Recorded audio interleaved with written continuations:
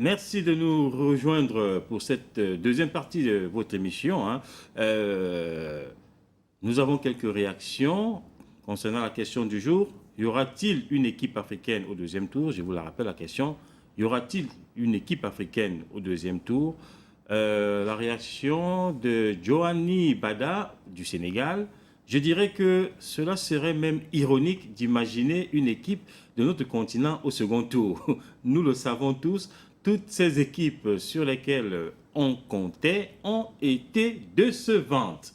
Voilà une réaction qui n'est pas du tout optimiste. On peut faire au moins une exception tout de même, celle du Ghana qui est en tête de son groupe. Et puis l'Algérie aussi.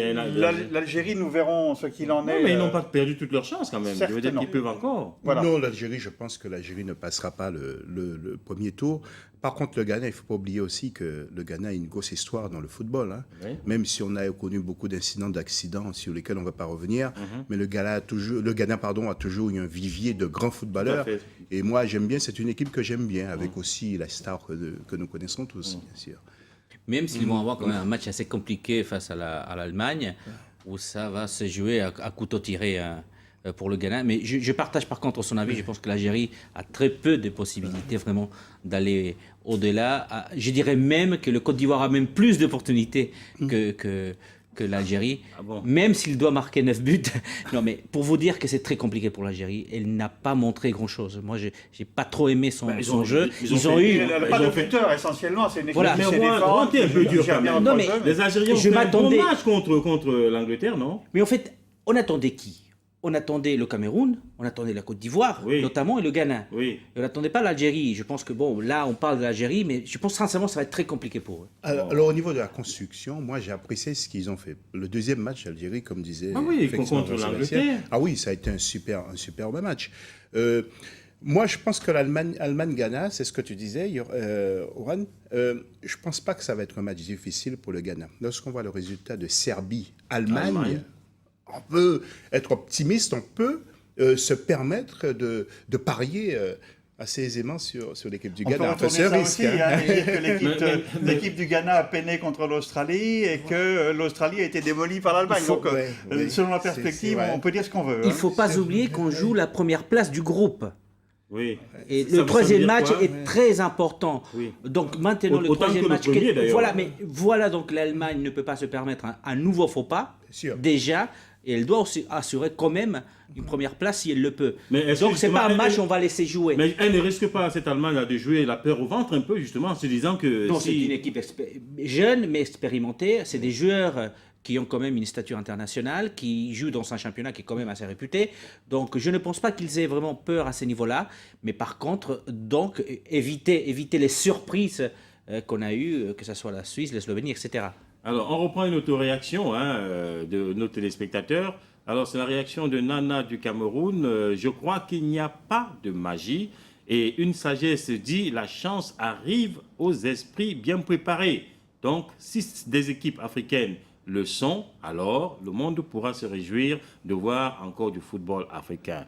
Je regrette, moi, l'absence des pharaons qui auraient certainement donné la certitude de passer le deuxième tour. Il n'y a pas de certitude dans le football, mais les pharaons, c'est vrai, ont remporté haut la main la Coupe d'Afrique des Nations en janvier-février dernier. Donc de ce point de vue-là, il y a un point à soutenir là. Moi, je ne veux pas ouvrir la polémique, mais effectivement, si l'Algérie a eu sa qualification, c'est le terrain.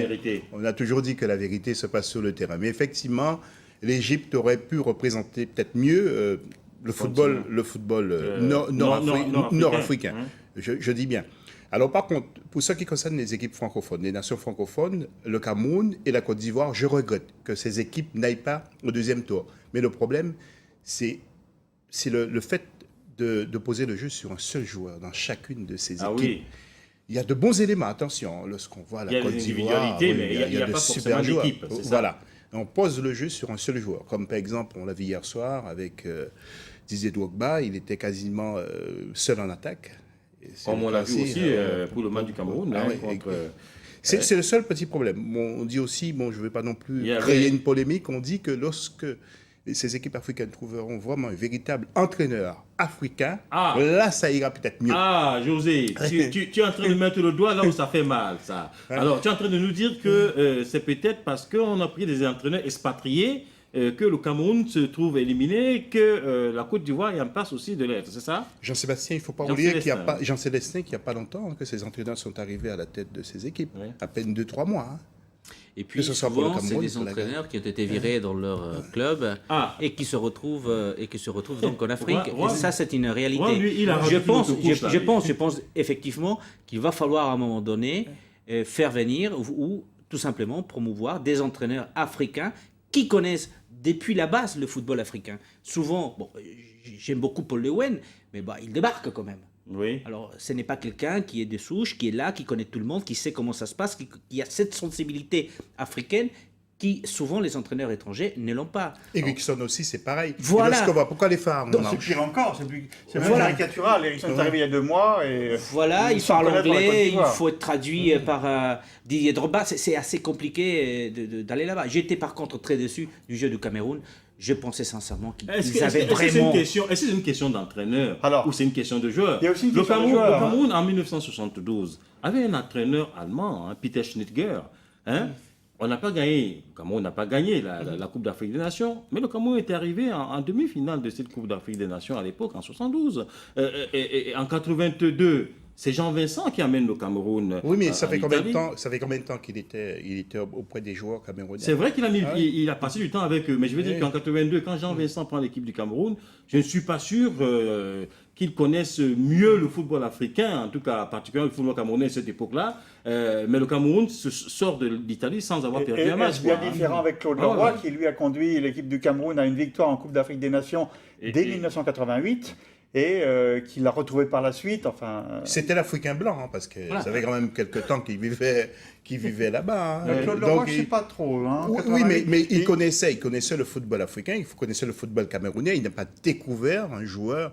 il n'a pas comme découvert ça. 6 semaines avant la Coupe du Oui, Monde, tout à certainement fait. pas, non. Donc le résultat était là, et puis regardez pourquoi l'Égypte marche. Parce Oui, qu'il ils y ont a un un entraîneur entraîneur qui est là Local. C'est vrai. depuis Je quelques crois temps. avoir une conversation avec Claude Leroy un jour, il m'a expliqué qu'il était arrivé peu de temps avant la Coupe d'Afrique des Nations de 86. Si ma mémoire ne me trompe pas, c'était en Égypte. Ah, mais moi, je ne Et- peux pas te tromper. Voilà, alors le Cameroun était allé en finale et avait perdu, je crois, au tir au but, tir au but. contre l'Égypte cette année-là. Ouais, ouais. Et Claude Leroy m'a dit, tu sais, quand je suis parti en Égypte, j'ai pris ma valise en me disant, si on perd, si on se rétale en quelque sorte à la CAN en Égypte, c'est pas la peine que je revienne au Cameroun. Ah oui, donc Voilà ce qu'il m'avait dit. donc ça veut dire qu'il connaissait Et bien en la l'occurrence, culture. l'équipe est allée jusqu'en finale et avec tous les honneurs. Tout à Donc fait. il est resté et 2 ans après, alors il a gagné la Coupe d'Afrique des Nations avec cette équipe camerounaise. Mais au départ, il faut bien démarrer quelque part. Ah, Et ça, je ne dis pas que c'est une question d'entraîneur seulement, ça y joue. Certes, il y a aussi les joueurs. Il faut quand même de grands joueurs. On ne gagne pas une Coupe d'Afrique des Nations sans grands joueurs. Et cette équipe du Cameroun est, à quelques exceptions près, dénuée de très grandes personnalités. Elle en a eu il C'est y une a une équipe dizaine en d'années encore. construction, on a l'impression. hein. C'est une équipe qui se Ils sont rebâtit. jeunes, ils sont jeunes dans l'ensemble. Et C'est- comment remplacer un Marc-Vivien Foé? Comment remplacer un Patrick Mboma? Comment remplacer un Rigobertson? C'est aussi possible.